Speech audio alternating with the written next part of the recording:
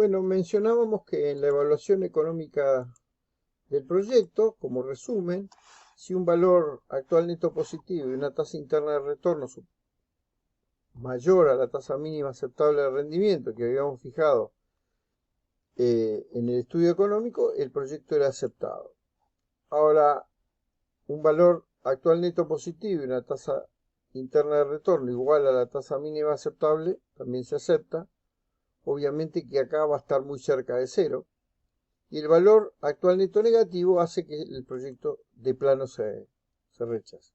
Ahora, ¿qué pasa respecto a un análisis que denominamos análisis de riesgo? ¿Cuál es el riesgo que puede conllevar a hacer la inversión en el ámbito que hemos decidido llevarla adelante? ¿Y cuál es la sensibilidad? Bueno, son dos análisis fundamentales que es necesario llevar adelante y lo hicimos o lo desarrollaremos brevemente en una consideración particular. ¿Qué se entiende por riesgo de un proyecto de inversión? El riesgo es la probabilidad de una variación de un hecho o fenómeno y se diferencia de la incertidumbre en que la probabilidad de ocurrencia es desconocida. Y si se conoce la probabilidad de obtener determinado flujo de caja, puede determinarse la probabilidad de variación de algunos indicadores de rentabilidad. Para efectuar un análisis es recomendable reconocer o conocer el riesgo del país, lo que denominamos nosotros riesgo país.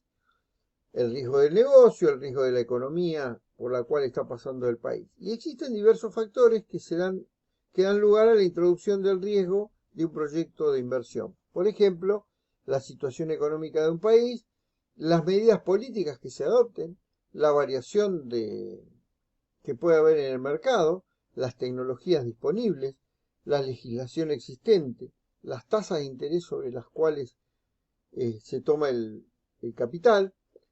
Esto hace imposible poder predecir el futuro. Por lo tanto, los ingresos de los costos de operación, las inversiones e incluso el ciclo de vida no pueden conocerse con certeza.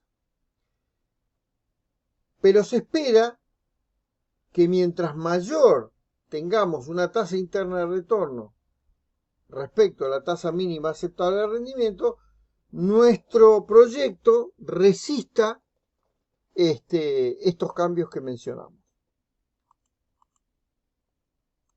Entonces, para realizar un análisis de riesgo, que lo definimos como la variedad de que presentan los flujos de fondo de efectivo respecto a la estimación base, y si hay incertidumbre, la característica de una situación en la que los posibles resultados de la estrategia no son conocidos y en consecuencia son probabilidades de ocurrencia no cuantificables. Vamos a nuestra cadena de valor, definida por Porter en su momento, en actividades soporte 4 y 5 actividades primarias para obtener nuestro margen de utilidad, y sobre esa base tratamos de establecer cuáles son nuestros riesgos internos o fuentes de riesgo interno.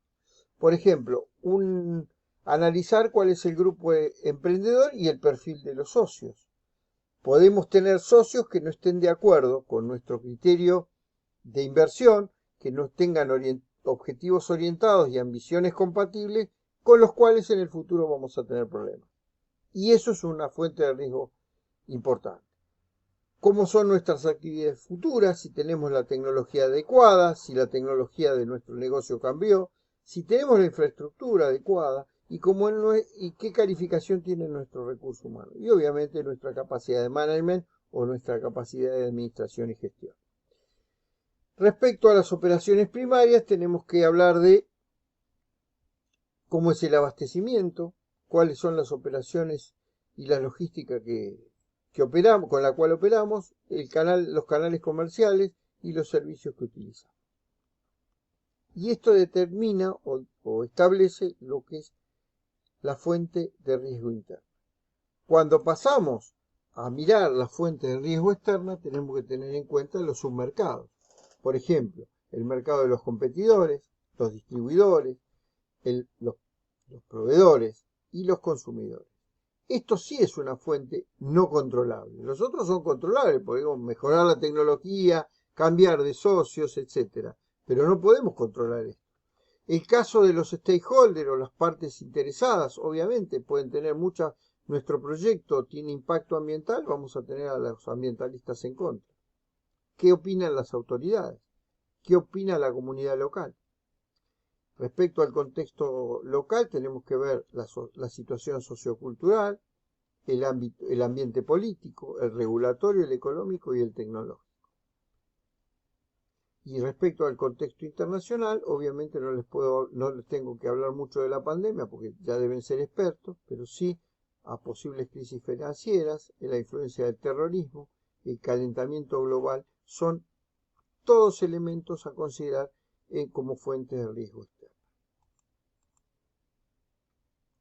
¿Cómo se clasifican los riesgos? Pueden abordarse bajo dos enfoques. La clasificación por tipología obedece a la identificación del tipo de riesgo de un proyecto que puede verse enfrentado siendo riesgos comerciales, operacionales, financieros, regulatorios, etc., por nombrar los más relevantes. En cambio, la clasificación por impacto dice de la relación con efecto económico que pudiera generar en el resultado de nuestro negocio. No todos los riesgos tienen el mismo impacto en el proyecto. Hay algunos mucho más relevantes que otros y no todos tienen la misma probabilidad de ocurrencia. Y no todos generan el mismo efecto económico, obviamente. Entonces, como consecuencia, podemos ver que si la probabilidad de ocurrencia y el impacto sobre nuestro negocio es muy alto, tenemos que decir que estamos en zona de riesgo.